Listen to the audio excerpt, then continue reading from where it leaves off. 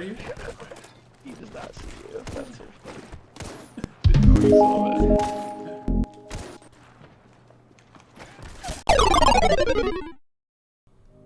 I'm going to show you how to warm up in Apex and win more fights. What's up guys, Yoshyaes here with another Apex Legends video. In this video I wanted to show how I warm up for a game of Apex, give you some things that you can do in the training grounds to work on your recoil patterns and your movement, and hopefully you'll be set up better to win fights. So the whole thing takes about 5 to 10 minutes, and by the time you're finished with it, you should be ready to hop into quick player ranked. Alright guys, let's go. Before you start the training, you're going to want to pick up a few items. So you definitely want a knockdown shield, backpack, shield, and some healables, as well as grabbing a bunch of light ammo. The first drill is working on one of the weaker guns in the game. And notice how I didn't say the weakest gun here. Everyone knows that the Mozambique is terrible, but at the beginning of the game, when nobody has armor, you're likely going to be in situations where you need to pick up a P2020 or an RE45, and you just want to get a hang of how long it takes to kill somebody with these guns, their recoil pattern, fire rate, and I like to do this by just standing still and firing directly at the closest dummy.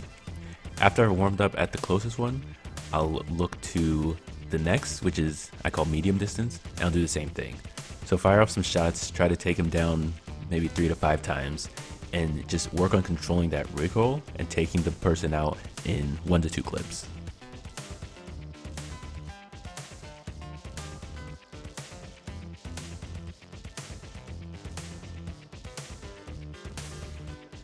As a bonus to this drill, I sometimes like to put a scope on the P2020 and just get some kills in using an upgraded weapon. I'll get into more of this later, but at least knowing which scopes you like on each gun can be really helpful when you're looting in-game.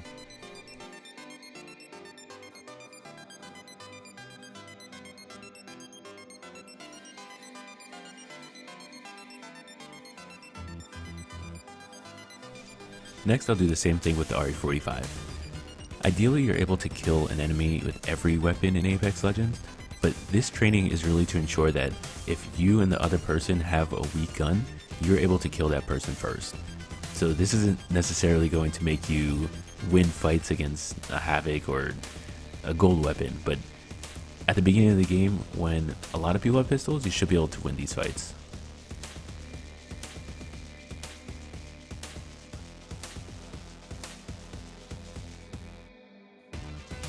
Again, drill 1 is standing still because you really want to work on these recoil patterns, and that is something that is likely to change as the seasons go on, but you can find the recoil patterns for each gun online, usually pretty up to date. So the R99 is a much more powerful weapon, and this is optional. I just picked it up because it's right here.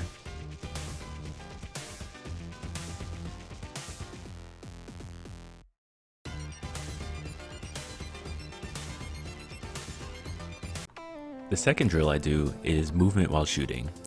In Apex, the time to kill is fairly quick, and the way that you win more fights is being able to take less damage than your opponent while dishing out a good amount of damage.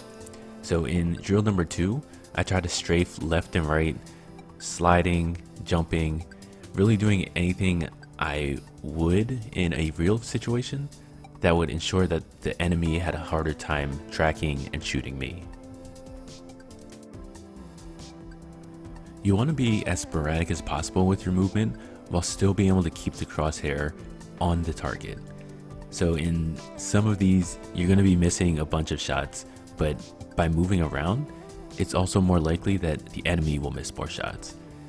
So just make sure to mix it up, do a lot of left and right, back and forth, crouch, jump, and the more comfortable you get with moving around while shooting, the better you're going to do on the battlefield.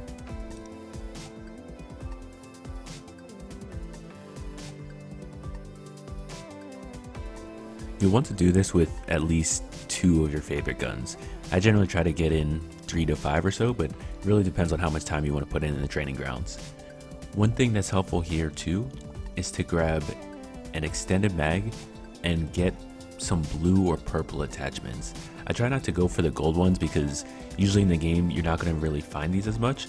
So I want to have a loadout that is pretty resemblance of what I'm going to see in a real game. So again here, working on moving around a lot, controlling that recoil, and trying to take out the person as quickly as possible while avoiding damage. Make sure to practice this against both the close and medium range dummies. That's where you're going to take a lot of these fights, and you want to practice these ones as much as possible. I think once it gets to the longer range, you'll likely be doing either burst or tap firing, possibly using a sniper, which I'll get into later. But for this second drill, you really want to work on these close and medium range dummies. Since the flatline does have a single fire mode, I went ahead and took some shots off at the longer range dummy as well.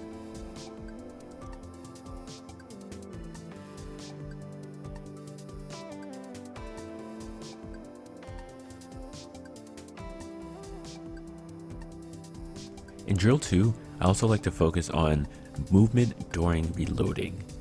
A lot of times in the game, you'll prefer to just swap over to your other weapon, but if both weapons are out of ammo and you are forced to reload, you really want to be able to slide around, especially backwards or hopping around while reloading, because you are basically a sitting duck. So this is something that you can practice in drill 2 after you empty a clip. Keep moving, get behind cover, try to always be a small, difficult to hit target.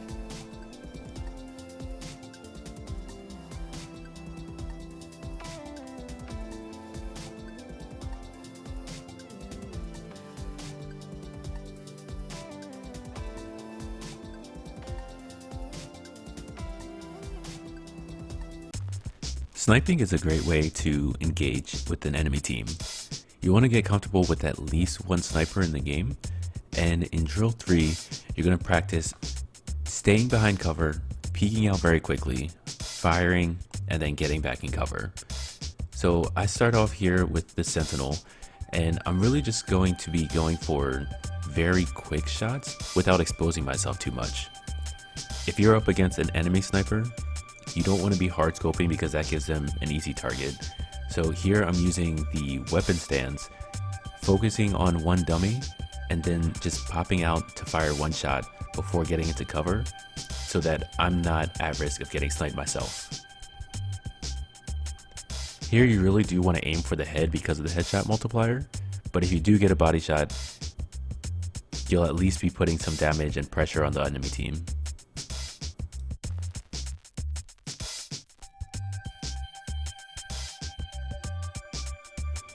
I'm not sure how long this will stay in the game, but for drill number 4, I like to activate the dummies. So if you don't know this trick already, you can go over to the top right starting area, switch over to your Pathfinder, and you want to zip line to this top platform. So you're going to aim a little bit higher to the ceiling, get up there.